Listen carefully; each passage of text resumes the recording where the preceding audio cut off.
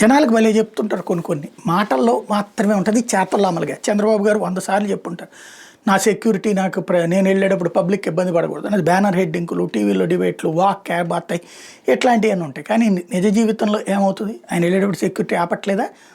అట్లాగే హెలికాప్టర్లు ఇట్లాంటి పద్దాక ఇక్కడి నుంచి అక్కడికి పోతే హెలికాప్టర్లు వాడేవాడని జగన్ విమర్శించేవాళ్ళు. ఇప్పుడు హెలికాప్టర్లు వాడట్లేదా? పవన్ కళ్యాణ్ వాడట్లేదా? చంద్రబాబు వాడట్లేదా? లోకేష్ వాడట్లేదా? తెలంగాణలో అయితే మంత్రులందరూ హెలికాప్టర్లు లేకుండా పోవట్లేదు.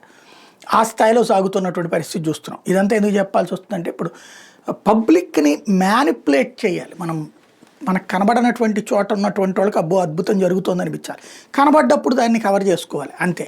ఇప్పుడు కర్ణాటక ప్రభుత్వం అంటే అక్కడ ఈ సైరన్స్ నిషేధించిందంట. బెంగళూరులో సైరన్స్ వేయకూడదు అన్నట్టుంది. విఐపి మూమెంట్కి సంబంధించినటువంటిది రెడ్యూస్ అన్నట్టు, నాయిస్ పొల్యూషన్ లేకుండా అన్నట్టు.